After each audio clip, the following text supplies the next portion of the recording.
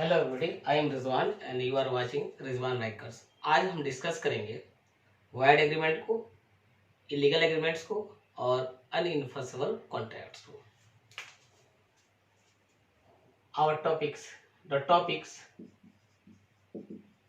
To be discussed. आज हम 3 topic discuss करेंगे इस वीडियो में।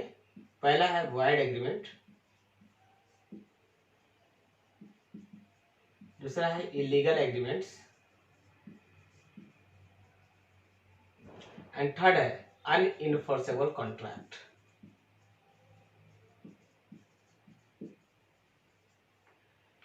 इसको हम लोग सेक्शन 2 क्लॉज जी में देखते हैं, इसको सेक्शन 23 में देखते हैं।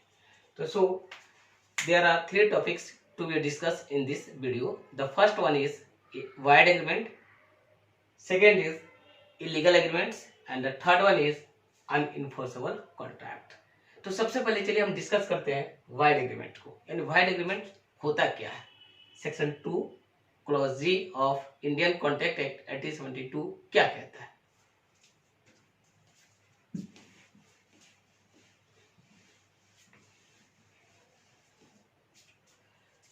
Wide agreement,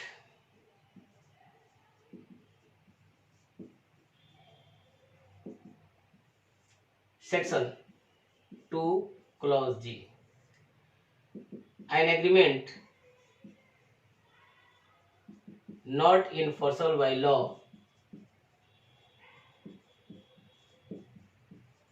is a wide agreement. An agreement not enforceable by law, ऐसा एग्रीमेंट जो लॉ के द्वारा इन्फोर्सेबल नहीं है अंडर सेक्शन 2 क्लॉज जी, वो एक वाइड एग्रीमेंट है। An agreement not enforceable by law is a wide agreement according to section 2 clause G of Indian Contract Act 1872। यानी जिस कॉन्ट्रैक्ट में लॉ यानी कोर्ट किसी भी पार्टी को किसी तरह का असिस्ट नहीं करे डायरेक्टली या इनडायरेक्टली, तो कहा जाता है कि वह एग्रीमेंट लॉ के द्वारा इन्फोर्सेबल नहीं है। उस एग्रीमेंट को वाइड एग्रीमेंट कहा जाता है। एग्जाम्पल, फॉर एग्जाम्पल,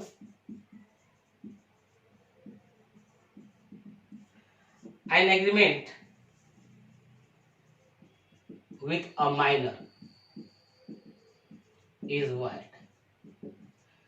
किसी माइनर के साथ किया गया एग्रीमेंट वाइड है। Who is a minor? A person under 18 years of age is a minor and an agreement with such a person is void and not enforceable by law। दूसरा example, an agreement without consideration is void। दूसरा example है कि जब कोई agreement किया जाए और उसमें किसी तरह का कंसिडरेशन नहीं हो तो भी एग्रीमेंट क्या है, वाइड है। तो so there are many examples of void agreements. An agreement with uncertain meaning, an agreement to do an impossible act is also void, an agreement with a person of unsound mind is also wide. So there are many agreements that that come under the category of wide agreement. So a wide agreement is an agreement not enforceable by law under section 2 clause G is a wide agreement। अब हम देखते हैं कि illegal agreements क्या होते हैं।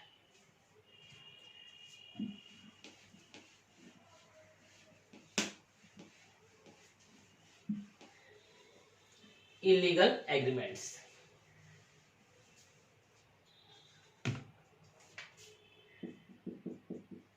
illegal agreements,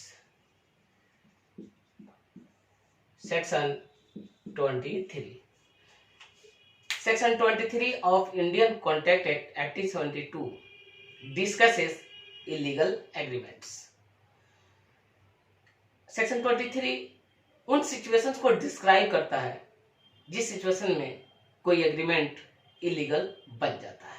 तो आइए देखते हैं सेक्शन 23 क्या कहता है regarding illegal agreements. An agreement becomes an illegal agreement in the following circumstances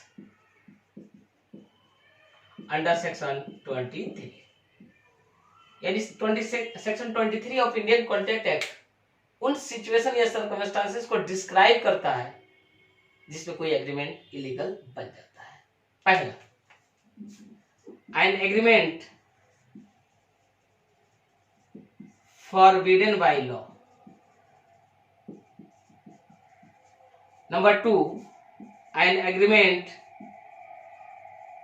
that defeats provision of another law. Number 3, an agreement that is immoral. An agreement that is opposed to public policy. An agreement that is injurious to a person or his property. An agreement that is fraudulent. ये 6 situations है जहां पे एक agreement illegal in nature होता है। अब under section 23, पहला, an agreement forbidden by law. An agreement to do something forbidden by law, एक ऐसा एग्रीमेंट करते हैं जिसमें एक ऐसे काम को करने के लिए किया जाता है जो काम लॉ के द्वारा मना किया है, वो एग्रीमेंट इलीगल इन नेचर होता है। For example, A agrees with B to kidnap C for ₹1,00,000। A B के साथ एक एग्रीमेंट कर लेता है कि वो सी को किडनैप करेगा और उसके बदले में बी उसको ₹1,00,000 देगा। This agreement involves committing something forbidden by law, यानी kidnapping a person is forbidden by law. तो so an agreement to kidnap a person is illegal in nature under section 23। तो आई होप ये समझ में आ गया होगा कि N agreement forbidden by law ऐसा एग्रीमेंट जिसको लॉ मना करता हो, ऐसा काम करने के लिए जो काम को लॉ मना करता हो, उस काम करने के लिए जब कोई एग्रीमेंट करते हैं तो एग्रीमेंट इलीगल होता है। दूसरा, N agreement that defeats provisions of another law. हम कोई एग्रीमेंट करते हैं, वो एग्रीमेंट किसी लॉ के प्रोविजंस को वायलेट कर देता हो, फॉलो नहीं करता, उसको डिफीट्स कर देता हो, तो एग्रीमेंट इलीगल है। फॉर एग्जांपल, कंपनीज एक्ट 2013 में एक प्रोविजन है कि किसी भी पार्टनरशिप फर्म में 50 से ज्यादा मेंबर नहीं होना चाहिए। अगर 50 से ज्यादा लोग आपस में एक एग्रीमेंट कर लेते हैं पार्टनरशिप बनाने के लिए, तो वो एग्रीमेंट कंपनीज एक्ट के प्रोविजंस को डिफीट किया, हेंस वो एग्रीमेंट इलीगल हो गया। तो सो जब कोई एग्रीमेंट किसी दूसरे लॉ के रूल को यानी प्रोविजन को वायलेट करता हो तो वो एग्रीमेंट इलीगल बन जाता है। तो जैसा आपने देखा कि if more than 50 persons agree to share profit of a business for the purpose of partnership, तो this agreement is illegal because this agreement defeats provisions of Companies Act 2013. An agreement that is immoral. What is immoral? Some acts have been described as immoral by the court from time to time. कुछ acts को court time to time immoral describe किया, declare किया, जैसे prostitution, जैसे an interference with marital relations. ये सब ऐसे acts हैं जिसको लॉ कहता है, कोर्ट कहता है कि ये इमोरल है। और इन सब काम को करने के लिए लाइक प्रोस्टिट्यूशन, किसी के मैरिटल रिलेशन में इंटरफेयर, इस तरह के काम करने के लिए कोई एग्रीमेंट अगर करता है तो वो एग्रीमेंट इलीगल है on grounds of being immoral. तो सो अगर कोई एग्रीमेंट कोर्ट के नजर में इमोरल है तो इलीगल है। An agreement that is oppose to public policy, oppose to public policy मतलब ऐसा agreement whose performance has bad effect on society. हम कोई ऐसा एग्रीमेंट करते हैं जिसका परफॉर्मेंस करने से अगर उसका बैड इफेक्ट सोसाइटी पर पड़ेगा तो agreement is said to be oppose to public policy और वो एग्रीमेंट इलीगल होगा। जैसे अगर मोहन प्रॉमिस करता है सोहन को कि तुम 5 लाख रुपया दोगे तो हम तुम्हारे लिए रेलवे में जॉब दिलवा देंगे, तो this is an agreement oppose to public policy and of course illegal in nature. An agreement that is injurious to a person or his property, injurious to a person or his property, एक ऐसा agreement जिसमें किसी को personally injury हो या उसको property को injury हो यानी उसको प्रॉपर्टी को डैमेज किया जाए, वो एग्रीमेंट इलीगल है। सपोज कीजिए ए बी के साथ एग्री होता है कि सी को प्रॉपर्टी को डैमेज कर देना, उसके कार को डिस्ट्रॉय कर देना है, तो डेफिनेटली ये एग्रीमेंट इलीगल है अंडर सेक्शन 23। यानी जब कोई एग्रीमेंट किया जाए उस एग्रीमेंट में किसी को पर्सनली इंजर्ड किया जाए या उसको प्रॉपर्टी को डैमेज करने की बात की जाए तो वो एग्रीमेंट इलीगल है under section 23। And of course an agreement that is fraudulent, an agreement to commit fraud on any person is illegal in nature. ऐसा एग्रीमेंट जिसमें पार्टीज इस बात को लिए तैयार हो जाए कि किसी पर्सन को फ्रॉड कमिट करेंगे, किसी को डिसीव करेंगे, चीट करेंगे, तो एग्रीमेंट इलीगल है। तो सो ये 6 सिचुएशंस है जहां पे कोई एग्रीमेंट इलीगल होता है under section 23।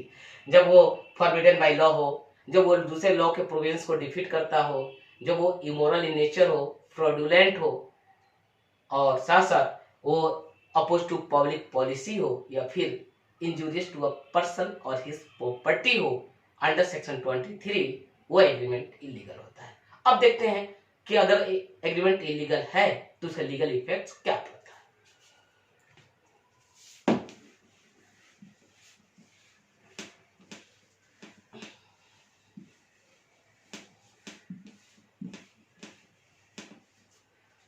Legal effects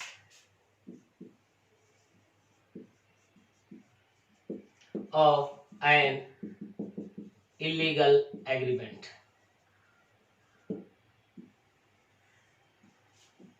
An illegal agreement is void and punishable. An illegal agreement is both void and punishable. Void means not enforceable by law, यानी लॉ इसको इन्फोर्स नहीं करेगा, कोर्ट इसको इन्फोर्स नहीं करेगा। Punishable, the parties to an illegal agreement are liable to be legally punished. जो illegal agreement करते हैं, जो भी उसके पार्टीज होते हैं, they are liable to be legally punished, उनको लीगल पनिशमेंट भी मिलता है। नंबर 2, एनी प्रॉपर्टी और मनी ट्रांसफर्ड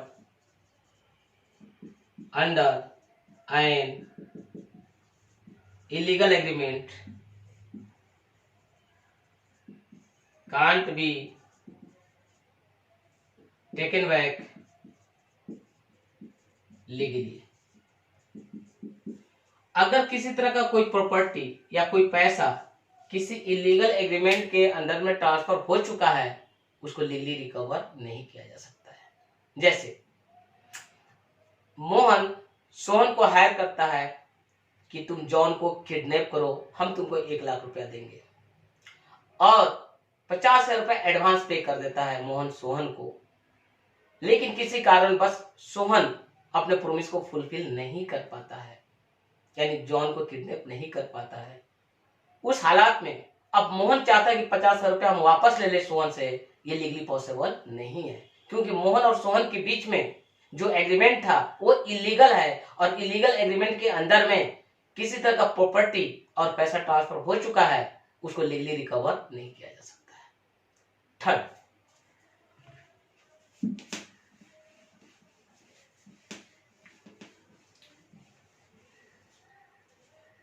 एग्रीमेंट्स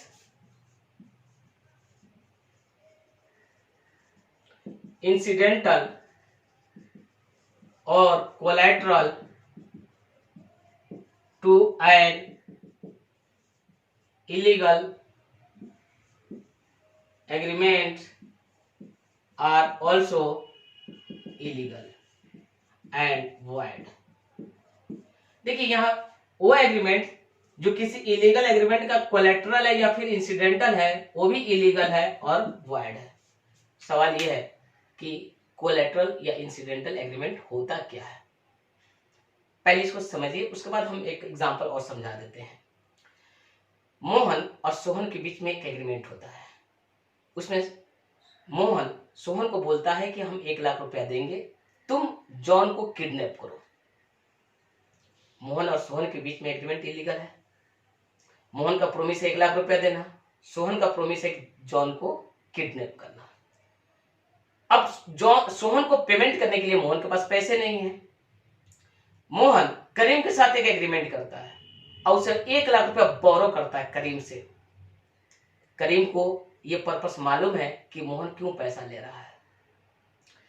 क्योंकि मोहन और सोहन के बीच में एग्रीमेंट इलीगल था और उसको असिस्ट करने के लिए, उसको हेल्प करने के लिए दूसरा एग्रीमेंट होता है मोहन और करीम के बीच में। तो मोहन और सोहन के बीच में जो एग्रीमेंट है वो मेन एग्रीमेंट है, वो इलीगल है और उसको सपोर्ट करने के लिए मोहन और करीम के बीच में एग्रीमेंट होता है, ये कोलेटरल एग्रीमेंट है। मेन एग्रीमेंट इलीगल है तो कोलेटरल एग्रीमेंट भी इलीगल होगा, यानी मोहन और करीम के बीच में जो एग्रीमेंट है वो भी इलीगल है। चूंकि लॉ कहता है कि जो भी एग्रीमेंट मेन एग्रीमेंट का कोलेटरल है वो भी इलीगल है, यानी अब करीम चाहता है मोहन से पैसा वापस ले लें, it is legally impossible. For example, Mohan promise to pay ₹1,00,000 to Sohan for kidnapping John. To pay John,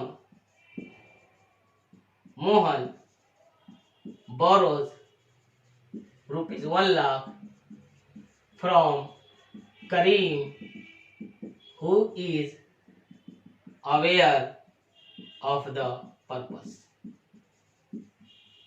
देखिए आपके सामने मैंने एग्जांपल दिया है कि Mohan promises to pay ₹1,00,000 to Sohan. Mohan promise करता है सोहन को 1,00,000 रुपया देगा फॉर किडनैपिंग जॉन। इट मतलब जॉन अगर सोहन जॉन को किडनैप करता है उसके बदले में मोहन उसको 1,00,000 रुपया देगा। टू पे जॉन, जॉन को पे करने के लिए, सॉरी पे जॉन नहीं, टू पे सोहन, सोहन को पे करने के लिए मोहन के पास पैसे नहीं है। मोहन बोरोज करता है किससे? करीम से। लेकिन करीम को यह मालूम है कि मोहन क्यों बोरो कर रहा है। तो मोहन और सोहन के बीच में एग्रीमेंट इलीगल है, वो मेन एग्रीमेंट है और उसको सपोर्ट करने के लिए, उसको असिस्ट करने के लिए फर्दर एक मोहन और करीम के बीच में एग्रीमेंट होता है। तो मोहन और करीम के बीच में जो एग्रीमेंट है वो मेन एग्रीमेंट का कोलैटरल है। तो ये भी एग्रीमेंट इलीगल है क्योंकि ये मेन एग्रीमेंट को सपोर्ट कर रहा है, असिस्ट कर रहा है, जबकि मेन एग्रीमेंट इलीगल है। तो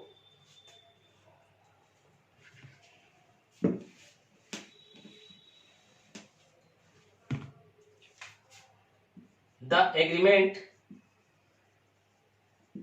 between Mohan and Sohan is illegal and hence the agreement between Mohan and Kareem, which is collateral to the agreement between Mohan and Sohan, is also illegal। तो आपको ये point समझना पड़ेगा। Mohan promises to pay ₹1,00,000 to Sohan for kidnapping John. Mohan 1,00,000 रुपया देगा सोहन को, John को kidnap करेगा तब। तो the agreement between Mohan and Sohan is illegal. To pay Sohan, Mohan बोरो 1,00,000 रुपया लेता है करीम से। तो मोहन और करीम के बीच में जो एग्रीमेंट है वो कोलेटरल है to the agreement between Mohan and Sohan. क्योंकि मोहन और सोहन के बीच में जो मेन एग्रीमेंट है वो इलीगल है उसको असिस्ट करने के लिए जो मोहन और करीम के बीच में एग्रीमेंट बना वो भी इलीगल है, क्योंकि लॉ कहता है कि जो भी कोलेटरल एग्रीमेंट्स होगा किसी इलीगल एग्रीमेंट का वो भी इलीगल होगा। यानी the agreement between Mohan and Sohan is illegal, Mohan और सोहन के बीच में जो एग्रीमेंट है वो इलीगल है, and hence the agreement between Mohan and Karim which is collateral to the agreement between Mohan and Sohan is also illegal. तो आई होप समझ में आ गया होगा बात कि जो भी एग्रीमेंट्स जो कि किसी इलीगल एग्रीमेंट का इंसिडेंटल या कोलेटरल होता है वो भी इलीगल होता है। अब इस केस में करीम चाहता है कि मोहन से 1 लाख रुपया रिकवर कर लें, जिस तरह से मोहन सोहन से रिकवर नहीं कर सकता है उसी तरह करीम मोहन से 1 लाख रुपया लीगली रिकवर नहीं कर सकता है। तो आई होप आपको इलीगल एग्रीमेंट का कंसेप्ट समझ में आया होगा और उसका लीगल इफेक्ट क्या पड़ता है वो भी समझ में आ गया होगा। अब देखते हैं अनइन्फोर्सेबल कॉन्ट्रैक्ट।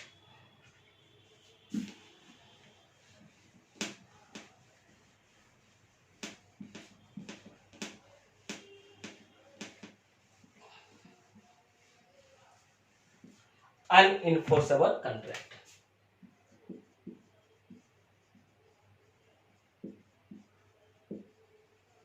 आप तो जानते हैं अन का मतलब होता है नॉट इन्फोर्सेबल, जो लॉ के द्वारा इन्फोर्सेबल नहीं है।